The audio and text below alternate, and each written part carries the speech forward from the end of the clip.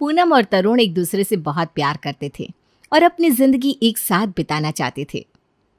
तरुण, तुमने अपने घर में मेरे बारे में सबको बता दिया है ना? तुम्हारे मम्मी पापा को इस रिश्ते से कोई ऐतराज़ तो नहीं है ना? देखो पूनम, मेरे मम्मी पापा इस दुनिया में नहीं है।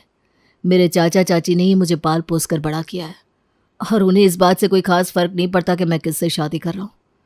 जब से मेरी जॉब लगी है उन्होंने इनडायरेक्टली मुझे अब अपनी जिम्मेदारी खुद संभालने के लिए कह दिया है। इसका मतलब तुम्हारे चाचा चाची हमारी शादी में नहीं आएंगे? अरे अगर उन्होंने ही तुम्हें पाला पोसा है तो एक तरह से तो वही तुम्हारे माँ बाप हुए ना। उनके आशीर्वाद के बिना हमारी शादी कैसे हो सकती है? कहीं ऐसा तो नहीं कि मैं उन्हें पसंद नहीं हूँ, इसलिए उन्होंने तुमसे भी रिश्ता ख़त्म कर लिया है और तुम्हें अलग से घर लेने के लिए कह दिया है?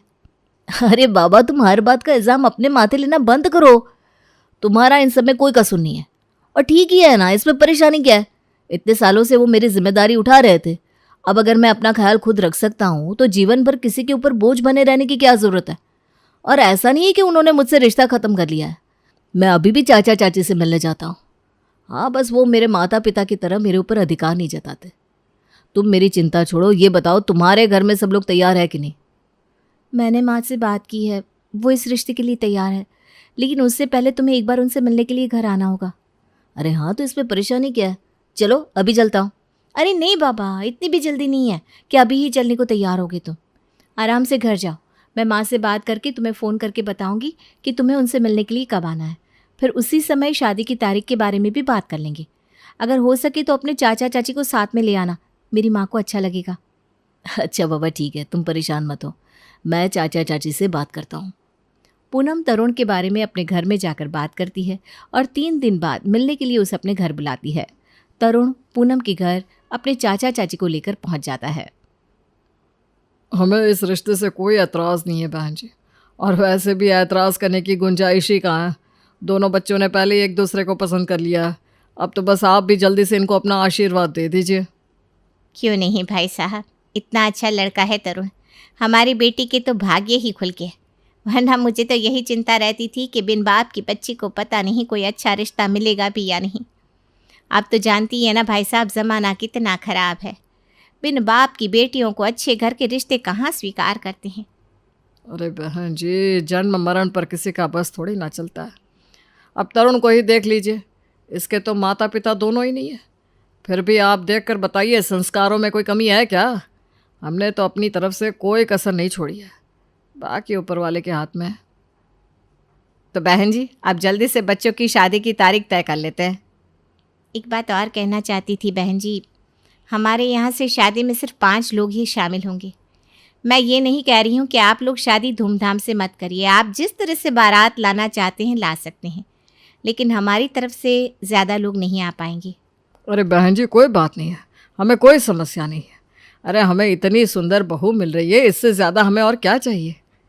जल्द ही दोनों की शादी की तारीख तय हो जाती है और वो दिन भी आ जाता है जब तरुण बारात लेकर पूनम के दरवाजे पर पहुंच जाता है।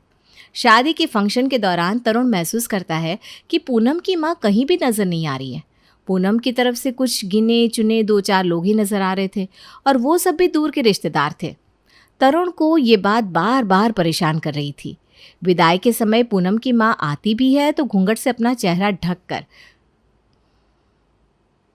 पूनम की विदाई के बाद एक बात मेरे मन में बार बार खटक रही है पूनम। माना कि तुम्हारे पापा नहीं है, लेकिन कम से कम तुम्हारी माँ को तो तुम्हारी शादी में शामिल होना चाहिए था। तुम्हारे लिए तो तुम्हारी माँ ही तुम्हारे पापा और मम्मी दोनों हैं। उन्होंने आज तक तुम्हारे लिए सारे फ़र्ज़ निभाए, तो फिर तुम्हारी शादी में वो क्यों शामिल नहीं हुई? तुम्हें ऐसा नहीं लगता कि तुम्हारी शादी उनके आशीर्वाद के बिना अधूरी है? इतना ही नहीं, तुम्हारी चाची, दादी, मौसी कोई भी शादी में दिखाई नहीं दिया, जबकि तुम तो अक्सर सबके बारे में मुझसे बातें किया करती थी। आज जब सबसे मिलने का मौका आया तो कोई शादी में ही नहीं आया। तुम्हें ऐसा क्यों लगता है तरुण कि हमें माँ का आशीर्वाद नहीं मिला?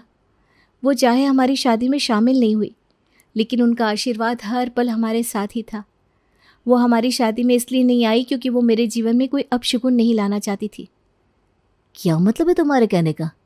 तुम्हारी माँ तुम्हारे लिए अपशगुनी है?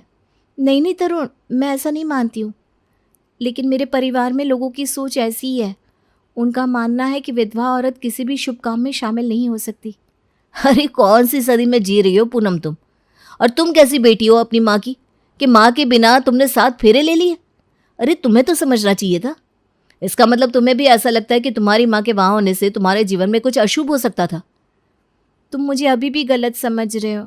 मैंने कहा ना, मैं ऐसा नहीं मानती, और मैंने अपनी तरफ से बहुत कोशिश की थी, लेकिन माँ तो क्या, दादी, मौसी, चाची, कोई भी मेरी बात मानने को तैयार नहीं हुआ। वो लोग मेरी लाइफ के साथ किसी भी तरह का रिस्क नहीं लेना चाहते थे। पत्नी की बात सुनकर तरुण कुछ देर के लिए शांत हो जाता है। कुछ ही देर में मुंह दिखाई की रस्म शुरू होती है और पूनम उस पर बिजी हो जाती है। अगले 2-3 दिन रस्म और रिवाज पूरे करने में बीत जाते हैं, सारे मेहमानों के वापस लौटने के बाद। पूनम चलो, आज मैं तुम्हें तुम्हारी मम्मी से मिलवा कर लाता हूँ। मैं सामान पैक कर लूँ क्या? हाँ भाई, बिल्कुल पैक कर लो। अब जा रहे हैं तो 8-10 दिन रुक कर ही आएंगे। क्या मतलब, तुम भी मेरे साथ चल रहे हो क्या? अब अगर तुम्हें ऐतराज़ होगा तो नहीं आऊँगा। अरे नहीं, मुझे एतराज़ क्यों होगा? उससे अच्छी बात और क्या हो सकती है। तो ठीक है, फिर मेरा भी सामान पैक कर लो। सामान पैक करने के बाद वे दोनों शाम तक पूनम के घर पहुंच गए। पूनम के घर पहुंचकर, अरे चाची जी, बिग बॉस लगाइए ना।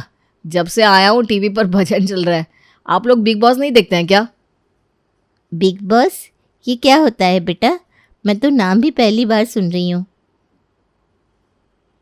अच्छा, तो कोई और सीरियल देखते होंगे आप लोग। अरे हाँ, अनुपमा।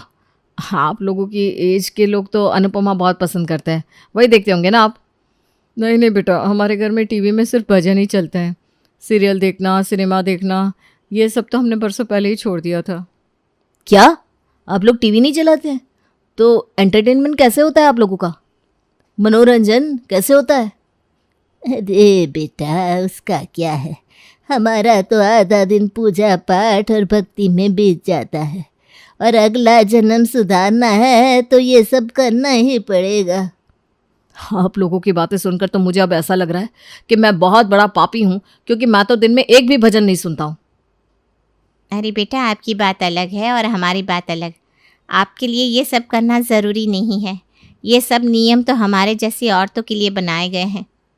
अपनी सास की बात सुनकर तरुण कुछ देर के लिए खामोश हो गया। मम्मी जी, एक बात पूछूं? आप लोग तो घूंघट और पर्दा वगैरह नहीं करते हैं, फिर हमारी विदाई के समय आपने इतना लंबा घूंघट क्यों कर रखा था? आपकी बात एकदम सही है। हमारे यहाँ घूंघट और पर्दा प्रथा का चलन नहीं है, लेकिन आपकी शादी के शुभ काम में मैं अपना चेहरा नहीं दिखाना चाहती थी। मेरी बेटी के जीवन का इतना बड़ा दिन था, मैं नहीं चाहती थी कि मेरी अशुभ परछाई उसके ऊपर पड़े, इसलिए मैंने घूंघट से अपना चेहरा ढक लिया था।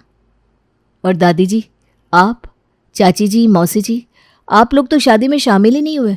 वैसे तो ये हमेशा कहती थी कि आपने पूनम को अपनी बेटी की तरह पाल पोस कर बड़ा किया है, लेकिन शादी के समय जब उसके जीवन का इतना बड़ा दिन था, आप में से कोई भी उसके पास नहीं था।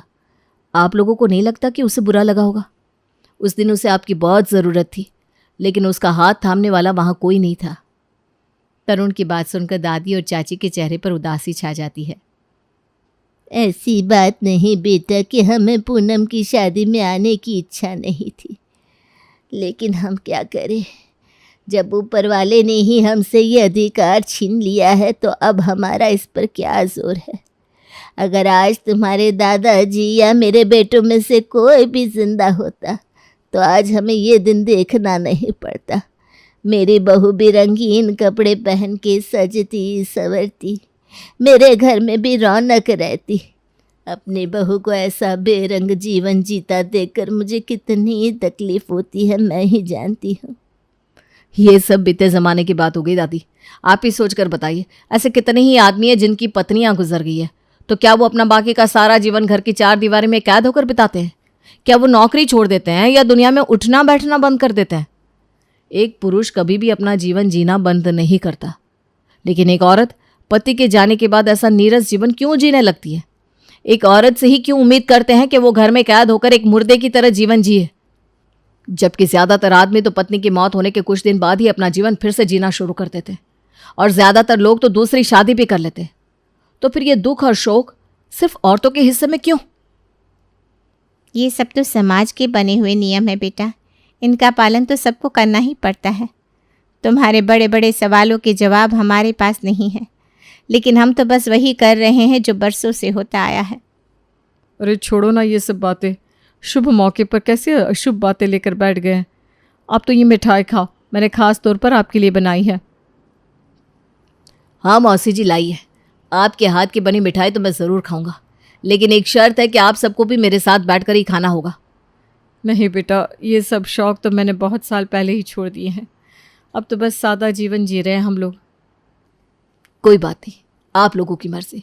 अगर आप मुझे मिठाई नहीं खिलाना चाहते तो कोई बात नहीं, लेकिन मैं खाऊंगा तभी जब आप लोग भी मेरे साथ बैठकर खाएंगे, वरना आज मैं भूखा ही यहाँ से लौट जाऊंगा। दामाद की बात सुनकर घर में सभी लोग जैसे धर्म संकट में फंस गए थे। बेटा ऐसी बातें क्यों कर रहे हैं आप हमारे जमाई हैं, आपका मान सम्मान करना फ़र्ज़ है हमारा, लेकिन ऐसी जिद मत करिए। जो नहीं हो सकता उसके लिए हट करने का क्या फ़ायदा। क्यों नहीं हो सकता है दादी जी, सब कुछ हो सकता है। आज तक आप लोगों ने अपना जीवन चाहे जैसे भी जिया हो, लेकिन अब बदलाव का समय है और वो बदलाव मैं आप लोगों के जीवन में ला कर रहूँगा। आप ही बताइए, आप लोग मुझे अपना बेटा समझते हैं कि नहीं? अरे बेटा, समझने की क्या बात है, आप हमारे बेटे ही हो।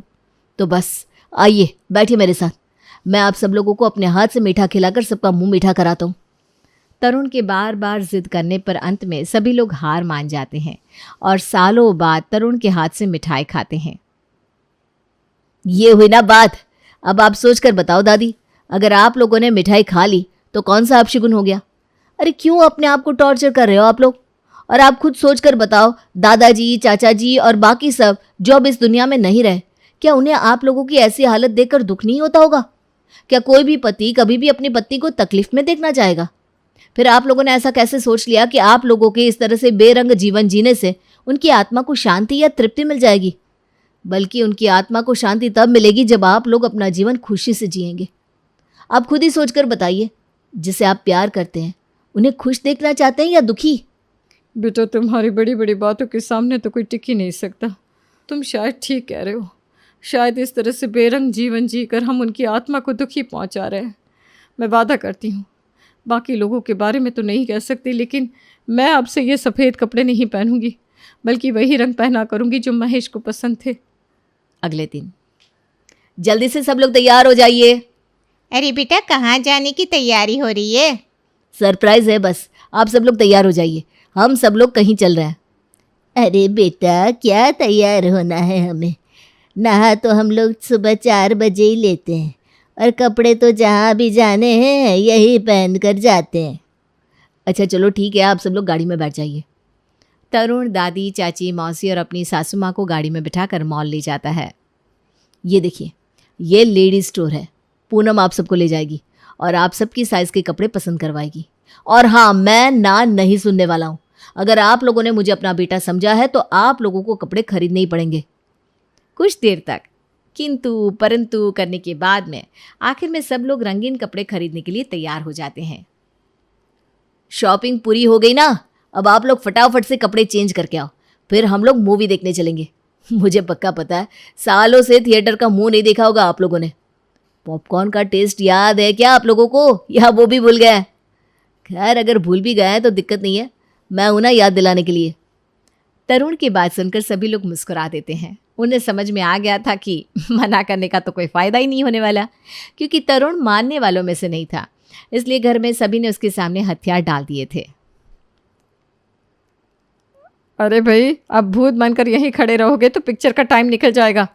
इतने सालों बाद फिल्म देखने का मौका मिल रहा है, जल्दी से कपड़े चेंज करके आओ ना सब लोग। मौसी और पूनम के दबाव देने पर बाकी लोग भी जल्दी से कपड़े चेंज करके आते हैं और फिर वो सब फिल्म देखने के लिए निकल जाते हैं। 1 हफ्ते तक ससुराल में रहने के बाद तरुण अब वापस आ गया था। तुम तो जादूगर हो तरुण, जो काम मैं इतने सालों में नहीं कर पाई तुमने कुछ ही दिन में कर दिखाया। तुमने मेरी माँ और पूरे परिवार को जीने का एक नया तरीका सिखाया है।